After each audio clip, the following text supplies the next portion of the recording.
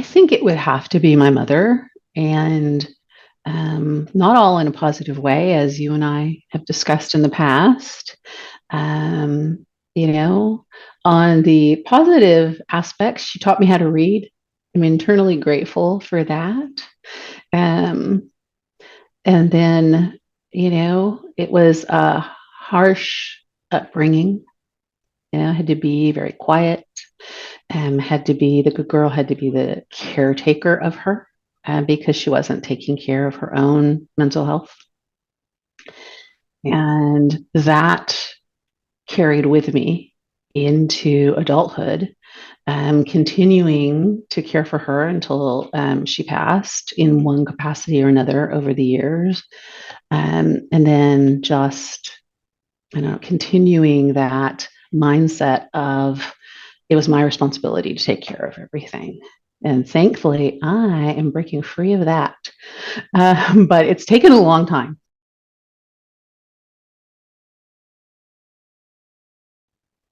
I'm scared that I'm to oblivious about to, I don't know what it is, oblivious about my impact because yeah, that scares me a little bit because I kind of do go thundering on a lot. And I often wonder what that's like to be on the receiving end of. If I'm in full flight, in full steam, and there's another idea, and let's do this. And so I think, and I know I'm a bit like my dad. I have some of my dad's qualities, I have some of my mum's qualities. And people used to always say, what a strange man he is. Why did he just do that? Why did he think that way? So I think maybe some of that is in me in my doubt in place. So there I am bashing on.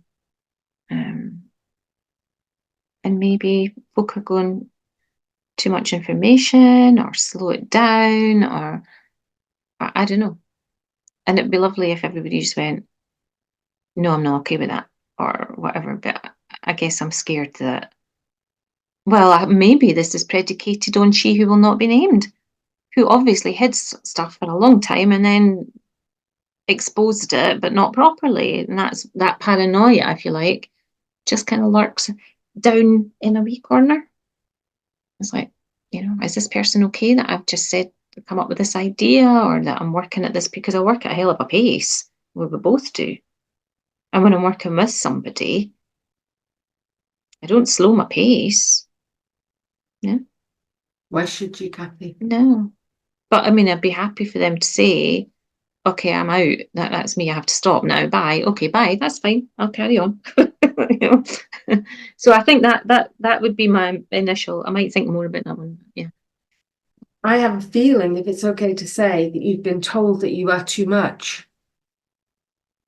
Maybe. A bit like me, because we do have lots and lots of great ideas. We're both very creative and we both can really steam on and do a lot. And other people get into that, comparing themselves with us, find themselves lacking, and then attack us for it. Yeah. This Like is your fault. Yeah, absolutely. I can't keep up. It's your fault. Yeah. It could Rather be. than just being, well, this is where I am, this is where you are. I'm calling it a day. Enjoy the rest of your day. I'll see you tomorrow. Yeah, exactly. So Absolutely. there's space for both of us. Yeah. No, you're probably right, actually. Yeah. And even if it's not said explicitly, I was too much for my mother because she said I was diagnosed as being hyperactive. Oh. And I know sometimes Hutch will say, oh, thank God you're going back to work tomorrow. But I've learned to pace down to meet his requirements. That's okay. But yeah, so I probably do have that lurking in there that, I'm like a steam train. Some days, some not, but most of the time,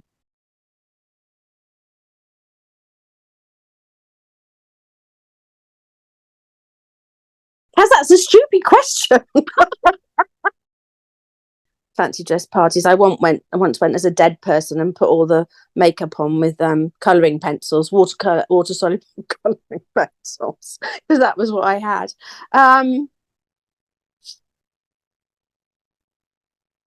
I don't think there's anything that I wouldn't do, really, if it was a fancy dress party. I went once as a very politically incorrect, like a harem dancer when I was pregnant, and I put about 6 months pregnant, and I put a sparkly stone in my belly button. That caused a bit of a rumpus. No. I know my mum always used to complain. I wanted to dye my hair in the late 1970s. I wanted to dye my hair, and she wouldn't let me, and she wouldn't let me go out how I wanted to be dressed. And she used to think it was really funny if I borrowed my dad's shirt and went out in my dad's shirt. I mean, that doesn't sound like anything now, but at the time, borrowing my dad's shirt and going out. I think because we've been to art school and been to parties. I mean, I once went to what's it called? A Roman party, and me and my friend went back to back, wrapped up in a sheet as Romans. It was very difficult going up and down the stairs and having a pee, but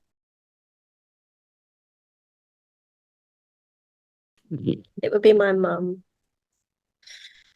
And I would say,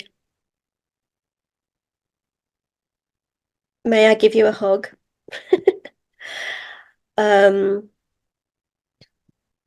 I would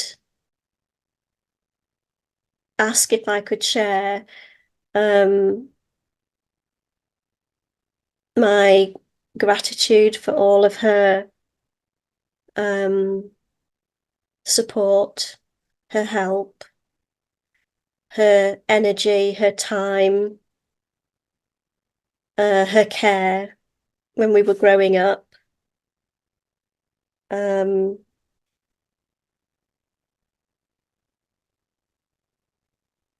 I would share that I love her and feel a lot of love for her.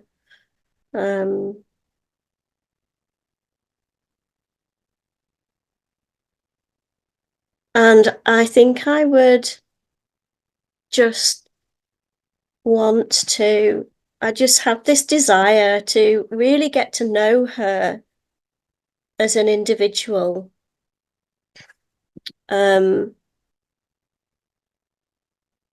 that's because she died very suddenly 14 years ago this June. And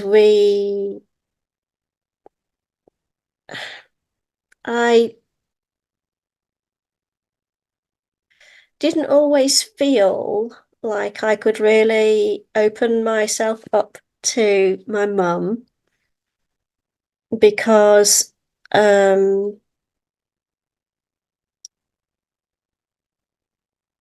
was like everything that I did share with her didn't seem to resonate. And I was kind of always telling myself the story that she was criticizing me or telling me what I should and shouldn't do. And I just felt disconnection and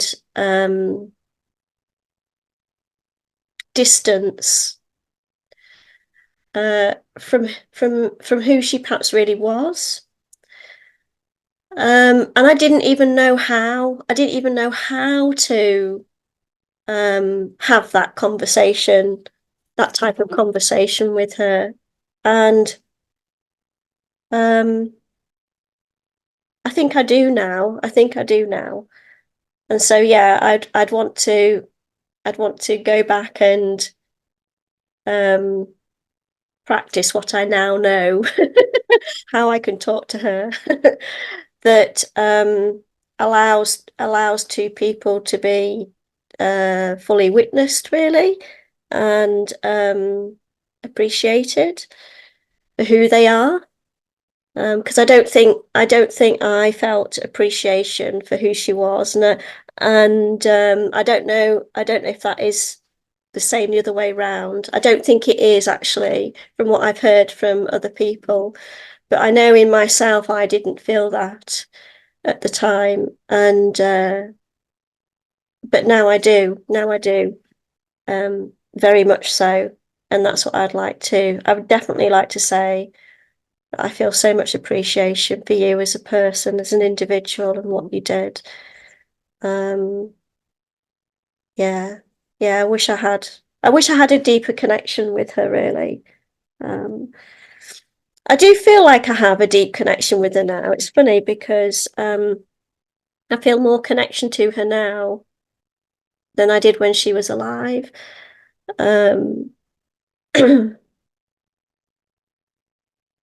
Yeah.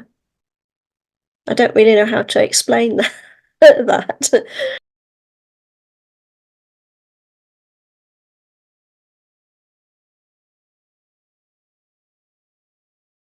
That you are enough. You're not too much, and you're lovable. My power.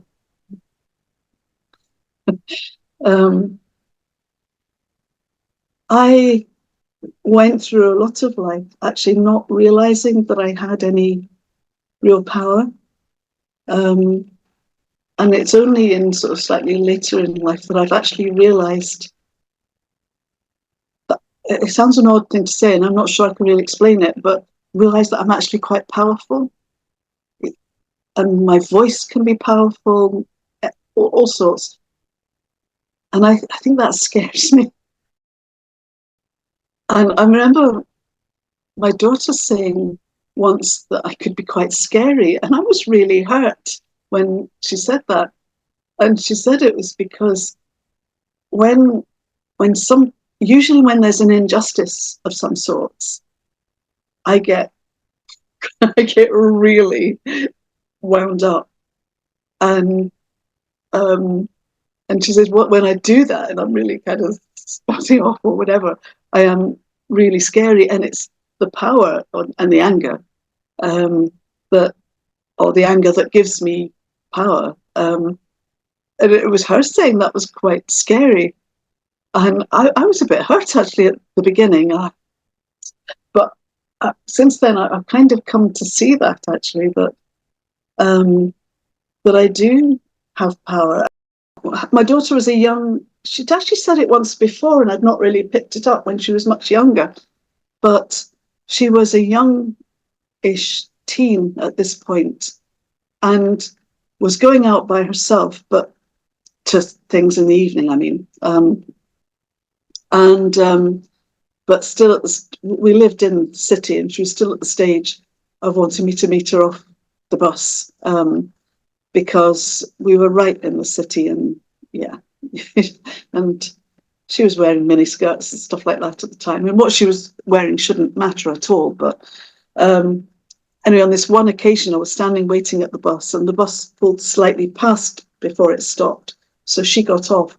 So this crowd of men, and I'd say men, they weren't young lads, wouldn't have made any connection between me and Cathie getting off.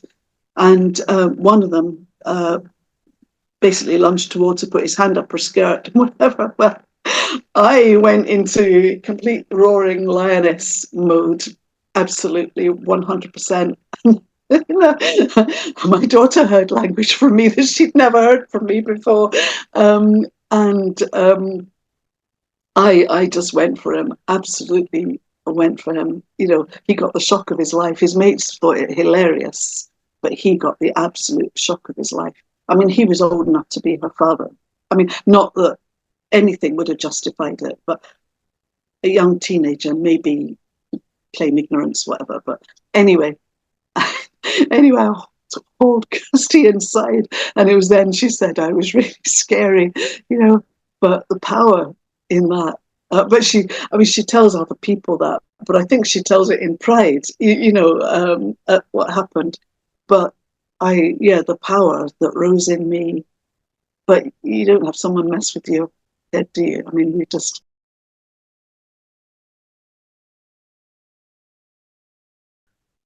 Oh,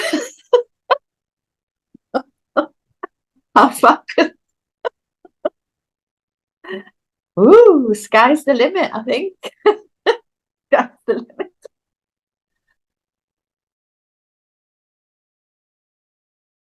a bit of a loss of youth, I think. Like, yeah, because I would have liked to have the body I had when I was 20 something, and to put the red flapper dress on and to be seen, because I felt missed in that. So there's a sadness in that I've obviously got an older body now. So, and a bit limiting, I think. I think I maybe let my body limit me a bit, because it doesn't look like it looked when I was 20 something, 26, or yeah. Well, my body doesn't limit me, as in it's not unphysically fit. I can do things, you know, I can walk, and I can't, well, I probably could run if I tried, but I don't. So I can still move and do.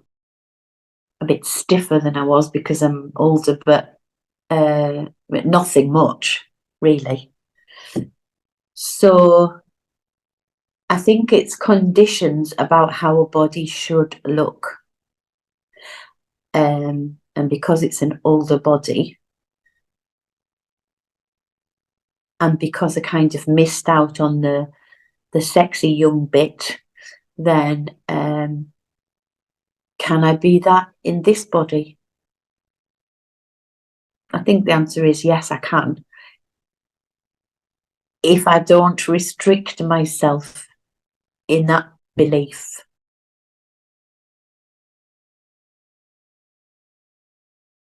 Would be to my mum. Yeah. She passed in 2015, and that's when the relationship with my mum actually got better for me, because she wasn't reactive and she wasn't there, but I started to, I knew she was in spirit or soul. I always knew. I used to say to myself when I was a kid, gosh, one day mum will know how much she's loved. And for some reason, then later on as a younger woman, maybe in my 30s actually, I was more aware of soul work and maybe contracts. And I thought, we've both come down for a reason. But I wished, my mum was wicked at times. And I know she couldn't, well, whatever reason, right, she was. But, and I used to tell her I loved her, but there was a space where I couldn't be with her. I mean, I'm in New Zealand and she was in Nottingham. I can't say I ran away to New Zealand. I came here for an opportunity of experiencing life. Do you know what I mean? And being curious. So it didn't feel like a running away. It felt like a going to experience a different way of life. But I wish, and that didn't go down well with mom. So I guess what I would have loved to have done is to really have sat down with a woman to woman, which I tried on several occasions, and it always backfired. But I wish that I had the capacity that I've got now to have sat down with her and to tell her how much that I love her and that some of her behavior was not okay, but how in awe I am of what she's come through. She went through a hellish life, like trauma after trauma after trauma. And I would have loved to have told her that I feel that and I hear it now, I get it. And to honor her little girl. She might not have understood that because she was very protective of herself, but I would have loved to have told her how proud I am of her. And that I find that she was an incredible woman. And I tried in ways before she passed, but it was never good. And it takes two. I was reactive at times. But that's what I would love to do. And I've said it to her, that I'm really amazed at her, proud of her. I don't know how she did what she did and came through what she did.